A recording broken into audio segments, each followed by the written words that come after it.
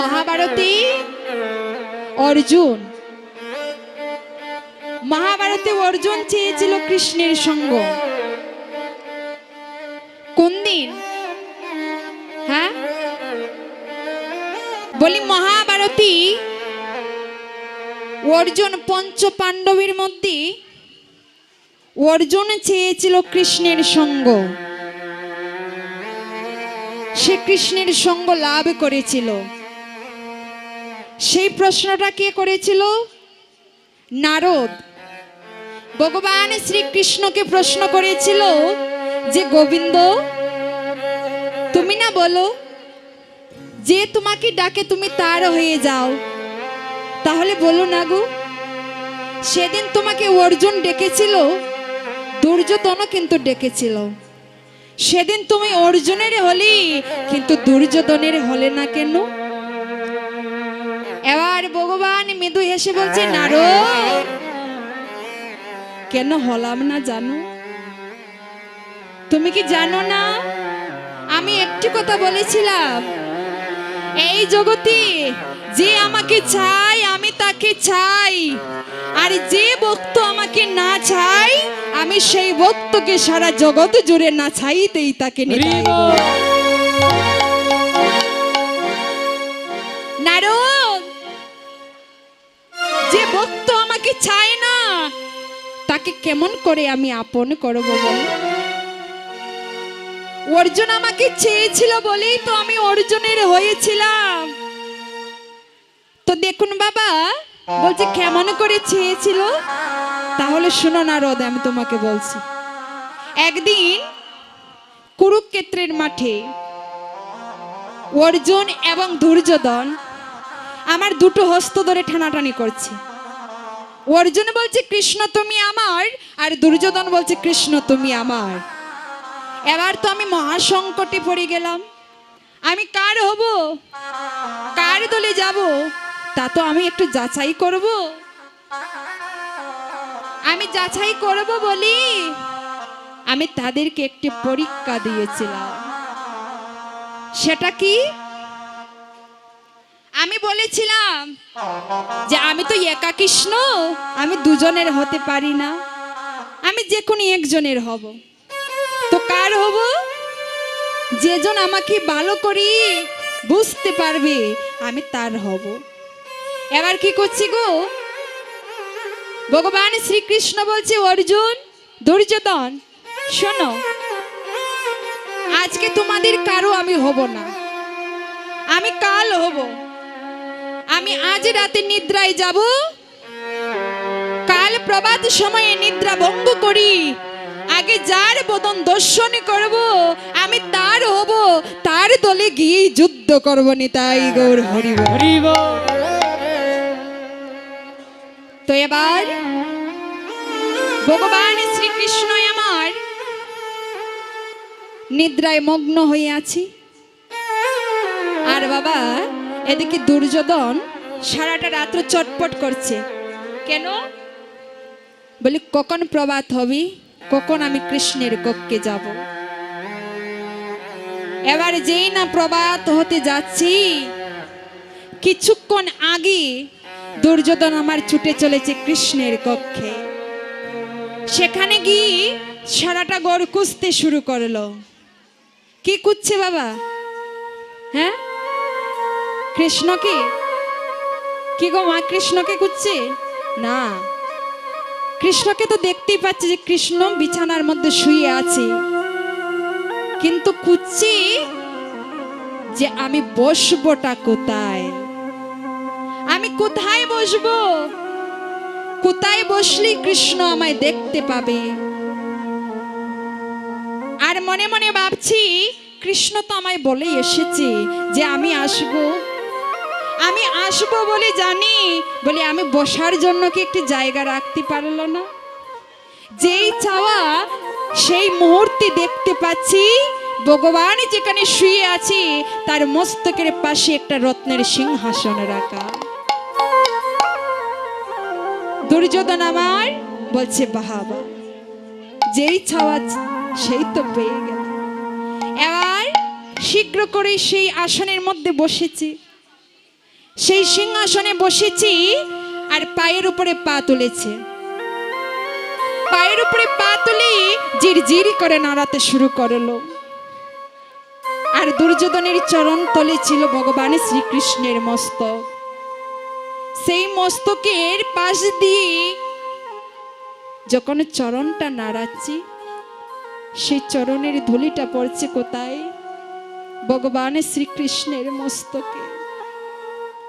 ভগবান অন্তর্যামী, ভগবানকে আর নিদ্রায়। ভগবান মনে মনে ভাবছে, বা এই হচ্ছে ভক্ত, এ কেমন ভক্ত রে! এই জগতে আমাকে কেউ তো চরণধুলি দিতে পারেনি, দিয়েছে কে? শুধু ব্রজগোপী। একমাত্র ব্রজগোপী আমায় চরণের ধুলি দিয়েছিল। সেটি ভালোবাসা, ভক্তি, প্রেম। কিন্তু দেখো, আজ দুর্যোধন আমাকে চরণের ধুলি দিচ্ছে, কিন্তু সেটা ভক্তি নয়, অহংকারের ধুলি দিয়েছে আমার মস্তকে। এদিকে অর্জুন বাবা এমন ভাবে নিদ্রায় মগ্ন ছিল, কখন যে প্রভাত হয়েছে বুঝতেই পারেনি। হঠাৎ চমকে উঠেছে, একই প্রভাত হয়ে গেল। এই যে প্রভাত হয়ে গেল, তাহলে আমি কি আর আমার কৃষ্ণের সঙ্গে দেখা করতে পারবো না? আমার যে মনে মনে বাসনা ছিল যে আমি কৃষ্ণ সঙ্গ লাভ করব, কিন্তু হে গোবিন্দ, তুমি তো জানতে আমি তোমার কাছে যাব, তাহলে কেন তুমি আমায় গভীর নিদ্রায় মগ্ন করে রেখেছো? অর্জুন আমার নয়নে জলে ভাসতে ভাসতে যাচ্ছে আর বলছে, গোবিন্দ, তোমার সঙ্গ তো লাভ করা হবে না। মনে হচ্ছে দুর্যোধন এত আগে গিয়ে চলে বসে আছে। অর্জুন আমার নয়নে জলে ভাসছে, আর সেখানে গিয়ে দেখতে পাচ্ছে কি দুর্যোধন বসে আছে। অর্জুন আমার কি করেছি, গোবিন্দের পাশে গিয়ে নয়নের জলে ভাসতে ভাসতে হঠাৎ করে দেখতে পাই গোবিন্দের চরণের পাশে একটি কুশাসনে রাখা। সেই কুশাসনের মধ্যে বসেছি আর নয়নে জলে ভাসছি আর বলছে, গোবিন্দ হে, গোবিন্দ হে, গোবিন্দ,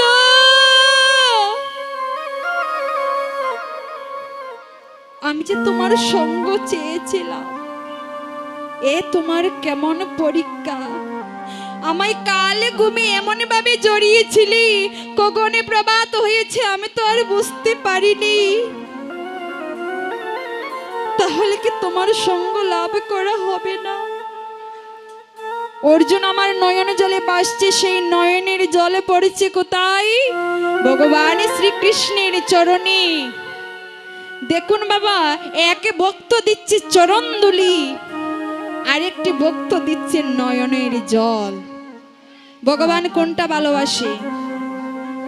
হ্যাঁ, এই জগতে ভগবান দুটো জিনিস সহ্য করতে পারে না।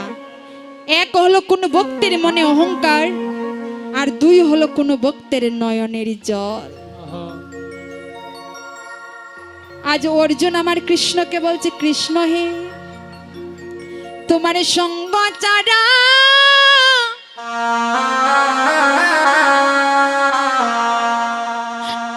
আমায় করো না গো,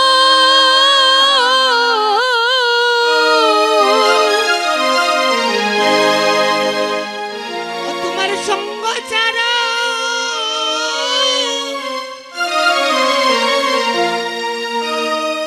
করো না গো,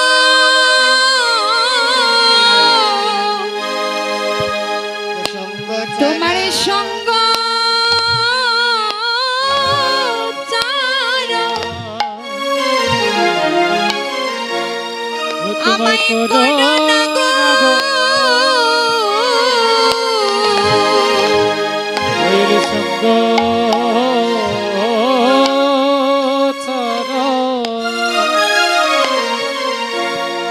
ছাড়া করো না গো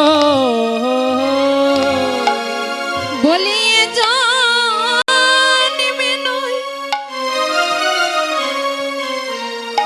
জন্মে জন্মে সঙ্গ ছাড়াই আমায় করো না গো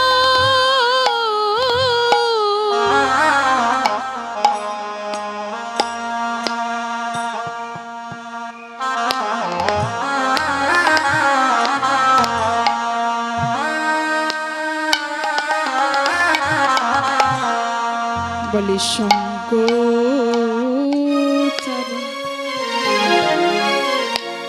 করো না গো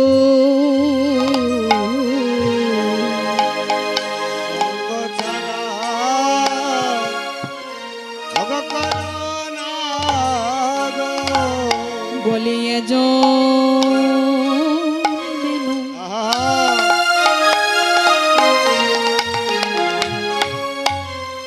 আমায় জন্মে জন্মে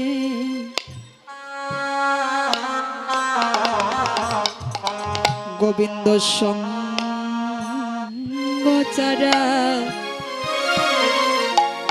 করো না গো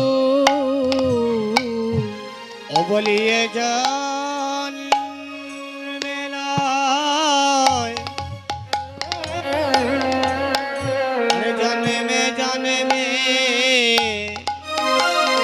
সঙ্গ ছাড়া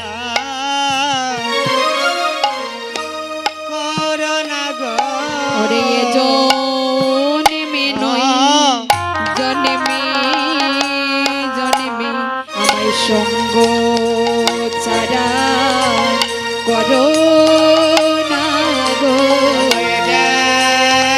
জন্মে নয় জন্মে জন্মে সঙ্গ ছাড়া করো না গো বলিয়ে জন্মে নয় জন্মে জন্মে সঙ্গ ছাড়া করো না গো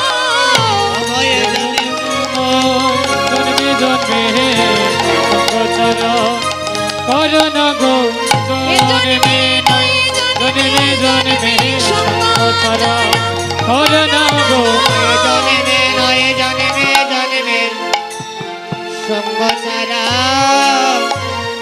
করো না গো আজ গোবিন্দের চরণ ধৌত করে দিচ্ছি অর্জুন। গোবিন্দ তো আর নয়ন জল সহ্য করতে পারে নাই। আজ নয়নের জল সহ্য করতে না পেরে আজ গোবিন্দ বিছানা থেকে উঠি অর্জুনকে বক্ষে জড়িয়ে ধরেছে। দুর্যোধন বলছে কি, কৃষ্ণ তুমি চলো না মই, তুমি না বলেছিলি তুমি আগে যাকে দেখতে পাবে তুমি তার হবে। গোবিন্দ আমি তো আগেই এসেছিলাম, কেন তুমি আমার হলি না?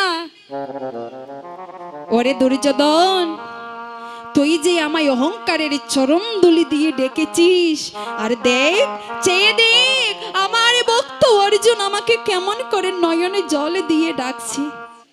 তুই বল আমি কার হব? আমি কি অর্জুনের না হই আর থাকতে পারি? তাই তো আমি অর্জুনের হয়ে গেলাম। এবার কি করছি, নারদের প্রশ্নের উত্তরটা পেয়ে গেল তো।